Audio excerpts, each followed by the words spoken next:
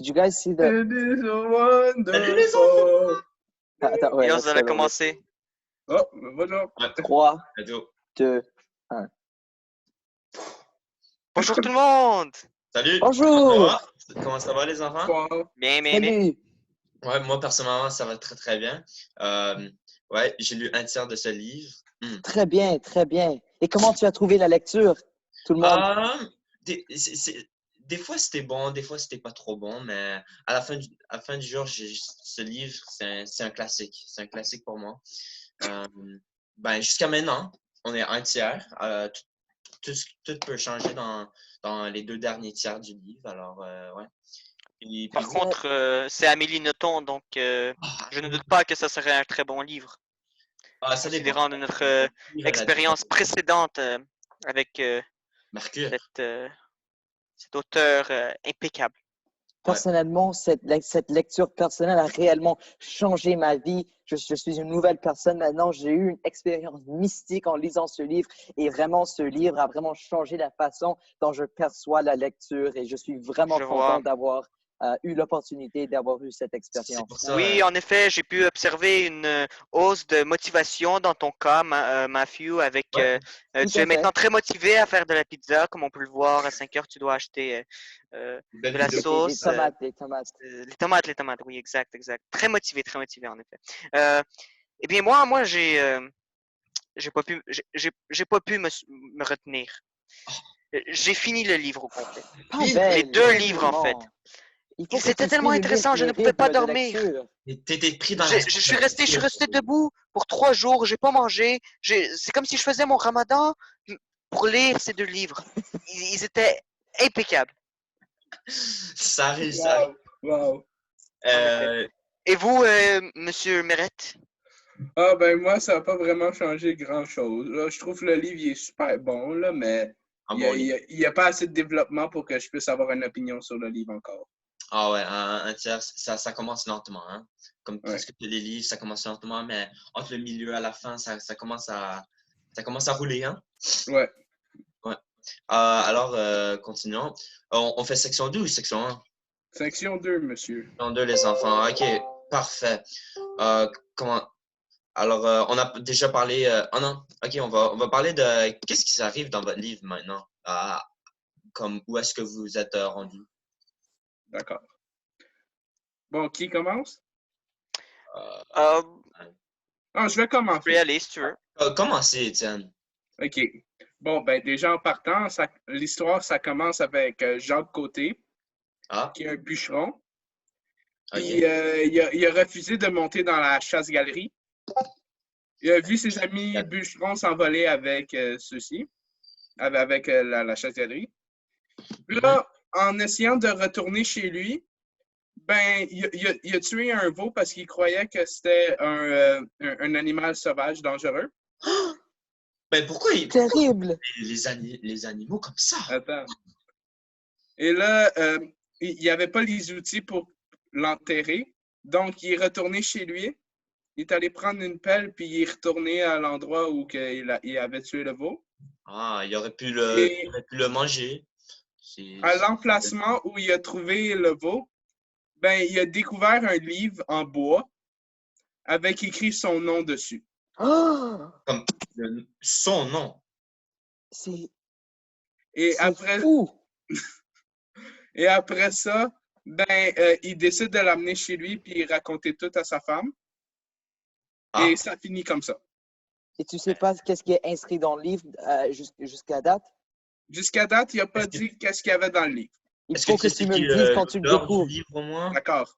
Le genre littéraire du livre, est-ce que vous avez des informations sur ça? Ben, je pensais que c'était le temps à tout le monde de parler de leur livre. Là. Ouais, c'est bon. Théo, quelle était l'intrigue de ton livre? Mon intrigue, ce qui se passe dans le livre, c'est un peu un écrivain qui a gagné un prix Nobel. C'est un prix Nobel, si je me rappelle bien. Lui, il a eu un cancer. C'est un cancer fiction créé par Amélie Nothomb. Alors, c'est pas un vrai cancer, mais il est... Ouais, ça touche au cœur. il est vraiment privé. Il n'est pas comme tous les autres auteurs. Lui, écrivain, comme on le dit. Romancier. C'est ça ce qu'il écrit. Lui, c'est un... oui, il est très privé. Il y a toutes les TMZ, tu sais. Ils veulent savoir ce qui s'arrive. Mais jusqu'à maintenant, il parle pas. Puis, ouais. Très intéressant, très intéressant. Ouais, j'espère que ça commence à se développer, ce livre. Ça commence lentement, comme on pourrait dire. Puis vous? Moi, l'intrigue principale, c'est que le personnage principal, Alex, passe les vacances d'été chez sa tante, alors que ses parents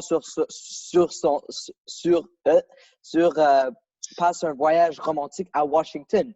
Sa tante prend un locataire qui démontre rapidement des signes qui n'est pas tout à fait normal. Il surveille Alex durant son sommeil. Il a une odeur nauséabonde et il passe ses journées dans une vieille maison abandonnée au lieu d'aller travailler en ville comme il le dit à tout le monde. Ouais. Alex et son meilleur ami Nat sont déterminés à résoudre le mystère et découvrir pourquoi M. Lombardi agit si bizarrement. Est-ce que vous avez des informations sur M. Lombardi? Jusqu'à maintenant, je sais seulement qu'il est un homme puant, grincheux, étrange, discret. Il est aussi secret et antisocial, mais autre que ça, je ne peux rien dire. C'est intéressant ce livre. C'est un peu mystérieux, on peut le dire. Hein? Oui, à chaque page, je suis sur le bout de ma chaise attendant le prochain morceau. Toi, Pavel? Donc moi, si je me rappelle bien, le tiers du livre, Edmond Dantès s'est fait mettre en prison pour quelque chose qu'il n'a pas fait. Il rencontre l'abbé dans cette prison. L'abbé lui aide à s'échapper. Par contre, l'abbé meurt d'une crise cardiaque dans la prison. Edmond Dantès doit nager à partir de la prison sur l'île vers une autre île qu'il découvre. Sur cette île, il me semble qu'il découvre un trésor, si je me rappelle bien. Puis il commence à vivre une vie riche et il rencontre plusieurs personnes différentes qui vont lui aider à faire sa revanche, plutôt à faire venir en réalité sa revanche sur tous ceux qui l'ont mis dans sa mauvaise situation de début. Avec son nouveau pouvoir acquis d'argent.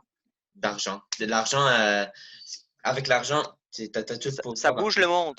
Ça tourne le monde. Ouais, tu peux ça fait le monde tourner en tour. Hein? Ok, continuons. Laisse-moi trouver. Section 2. Section 2. Je suis un peu perdu. C'est les personnages.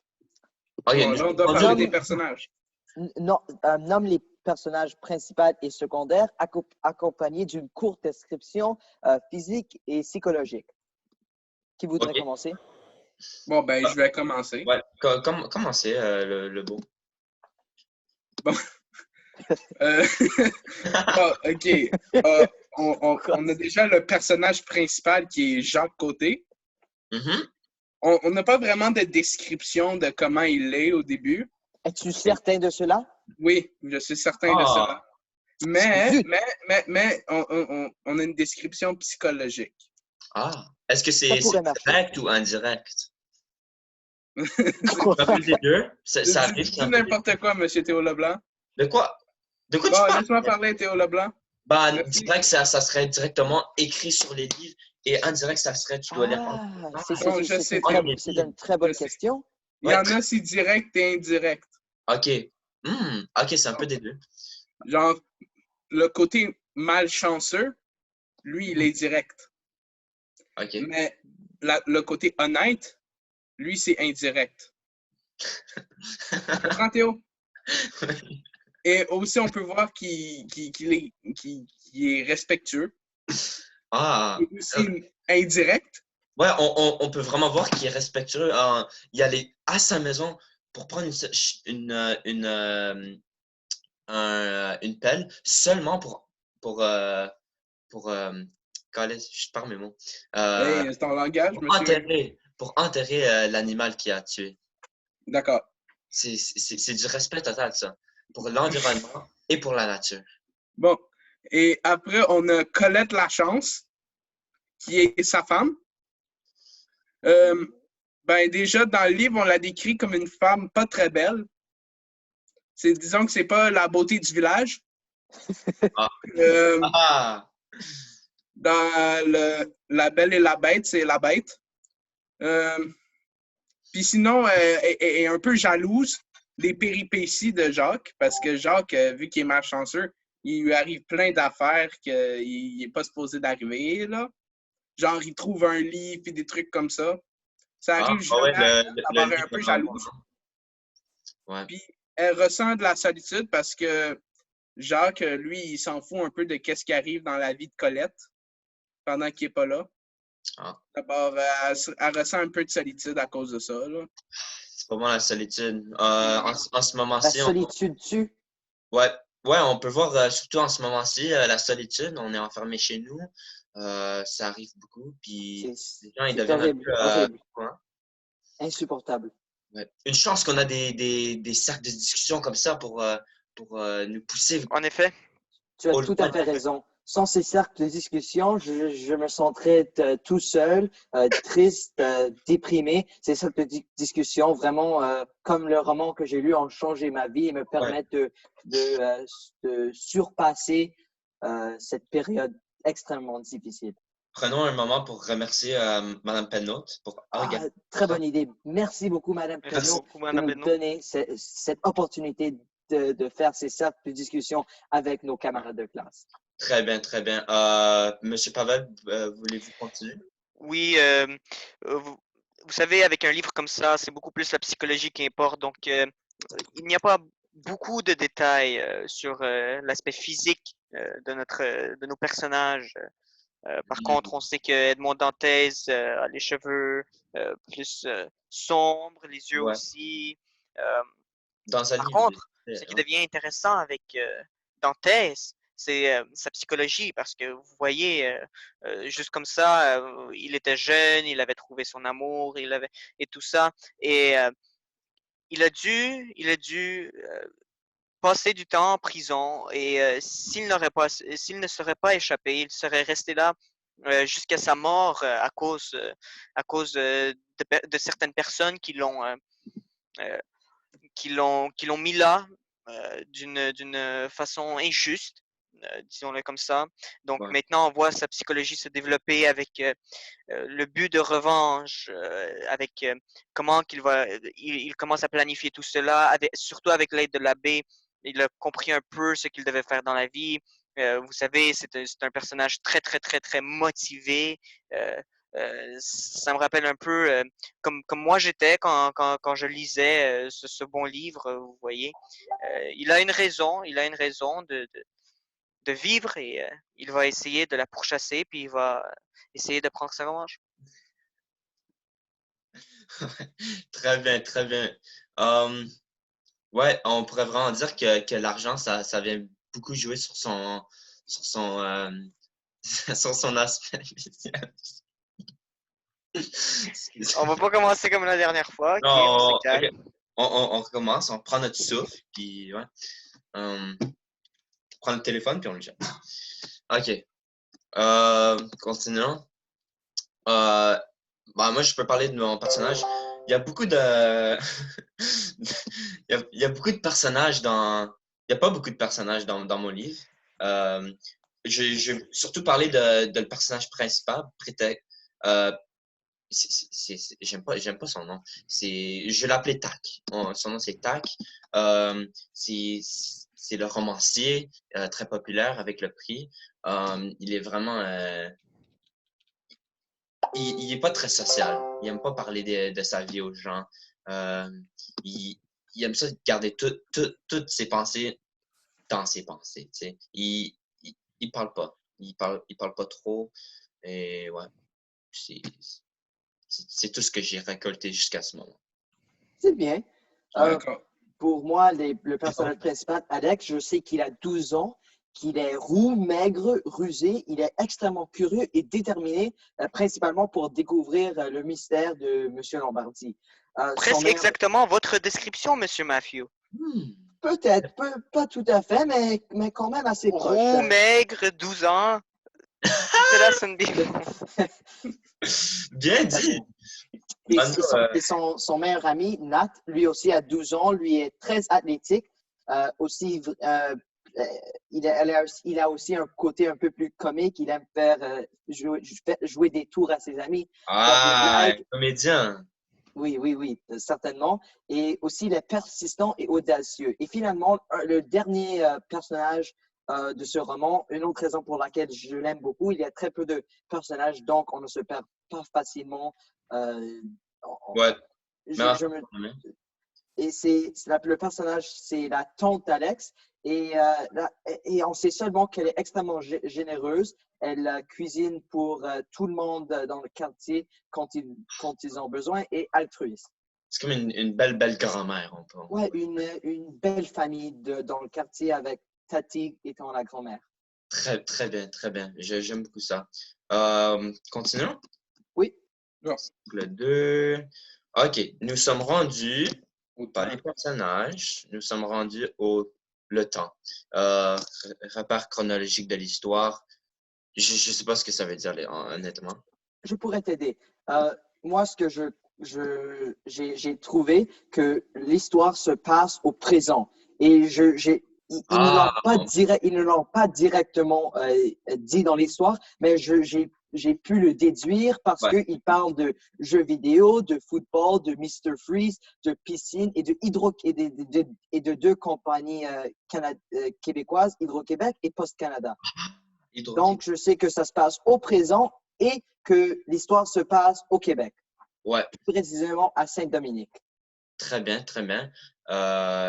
Quelqu'un voulait parler ou... OK. Bon, ben, moi, j'ai découvert que mon livre, c'était vraiment très, très loin dans le passé. Oh! Comme très, très loin, plus vieux que tous nos grands-parents en ce moment. Mm-hmm. Genre à peu près dans les années 1800. Ah, à ce temps, il y avait même des dinosaures, n'est-ce pas? Oh! Bien sûr. Non, il n'y a pas de dinosaures dans les 1800. À peu près dans les années 1800, parce qu'il parle un peu de la chasse-galerie et tout. Mm-hmm. Ouais. D'abord, à peu près dans les années 1800. Puis le temps que l'auteur a choisi pour le temps de verbe que l'auteur a choisi pour la narration, c'est au passé simple. Ah, choix particulier? Oui, très particulier. Ben, pas pour des contes. D'habitude, dans les contes, ils utilisent beaucoup le participe passé. Et moi, je ne pourrais pas vous dire exactement la date précise ou quelque chose comme ça parce que je ne me rappelle pas, même s'ils l'ont nommé à un moment donné, vous comprenez, à 1500 pages, c'est des détails difficiles à se rappeler. Mais il me semble que c'était autour du 16e, 15e siècle, quelque chose comme ça en France, à cause des navires qu'ils utilisaient et desquels ils parlaient, et, tout cela. Puis, il utilise le passé, comme la plupart des romans. Vous savez, rien de très spécial dans cela, mais je pense que quand il mélange tout ça avec les personnages, le but et les péripéties, je pense que c'est ça qui rend le livre très intéressant. Très bien. Peut-être pas chaque détail séparément.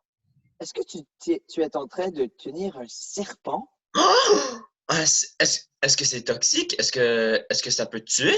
Fais attention, qu'est-ce que tu fais? Eh bien, je devrais t'expliquer cela, Monsieur Leblanc, que en fait, si c'est toxique si tu meurs quand tu le manges, quand tu le mords, et c'est vénéneux si ça te mord et tu meurs. Tu comprends? Dans mon cas, c'est très clairement vénéneux. Vous savez, c'est ma passion secrète et tout. Ça me rappelle aussi un peu du livre où est-ce qu'il se rend sur une île tropicale un peu et tout. Vous savez, c'est ça. Ouais. On ne sait jamais ce qui peut arriver avec des animaux comme ceci. Ouais, je devais juste la socialiser. Je devais juste la socialiser, c'est pour ça. Désolé de devoir le faire en non, ce moment. c'est bon. Hein. Nous aussi, on socialise. Alors, on va en effet. socialiser avec Peut-être même un peu trop en ce moment. Là. Comment est-ce qu'il s'appelle?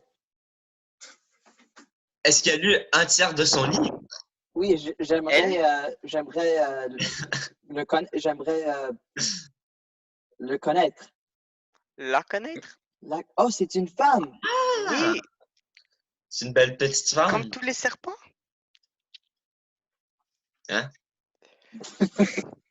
OK, ben continuons. On est un peu... Continue là, guys. À moi, il n'y a pas de temps précis dans ce livre, mais moi, je dirais, c'est 100% sûr que c'est après 1901. C'est là où le prix Nobel de littérature a été émis pour la première fois. Moi, je dirais, le livre a été écrit en 1992. Alors, moi, je dirais, de la façon qu'il parle, c'est environ dans ces temps, ou le présent exactement. Ouais, il n'y a pas plus à dire. C'est juste la façon que c'est écrit. Ouais. Continue. D'accord. C'est OK. parti. Attends, il faut commencer à aller plus vite. Oui. Les lieux, Maman a 2 minutes pour aller acheter ses Oui, tomates. je sais, il faut que j'aille bientôt acheter les tomates San Marzano pour la pizza. Alors, dernière question, la narration. Non, on n'a même pas fait le lieu au encore. lieu. Nous sommes rendus au lieu. On va passer. Désolé. On va se dépêcher sur le lieu. Désolé. Mais il me semble on l'a tous nommé. Par exemple, Étienne, tu t'avais dit que c'était au Québec, n'est-ce pas? Oui, mais c'est dans un petit village au Québec. Voilà, c'est le lieu. Moi, c'est en dans une France. petite C'est cité, autour de ça. Marseille, il me semble, en France. Vous, Monsieur Leblanc? Moi, c'est dans une cité, dans une ville, c'est sûr, parce qu'il y a beaucoup de journalistes. Je pense pas qu'il y a des journalistes dans la campagne, on pourrait dire. Ouais, let's go. Et vous, Monsieur Manzo? Je l'avais déjà mentionné, mais c'était le lieu précis, c'est Saint-Dominique à Québec. Belle ville, belle ville. Voilà. Bon. La narration. On continue. Dans mon cas, c'est omniprésent, si c'est ça qu'on demande. C'est un narrateur omniprésent. Un narrateur omniscient. Omniscient, voilà. Omniprésent. Ouais, omniscient. Désolé. C'est ça que je voulais dire, omniscient. C'est tout. Ouais. Ouais, moi aussi. Mon narrateur aussi, c'est un narrateur omniscient, là. Beaucoup de dialogue dans la mienne. OK. Et toi, Manzo? Comme vous, le narrateur de ce livre est omniscient, mais le livre est constitué de beaucoup de dialogues et le dialogue se passe au présent. Oui, moi aussi, il y a beaucoup de dialogues dans mon livre. Moi aussi. Il y a un peu de dialogue, mais pas beaucoup. C'est comme si on avait le même livre.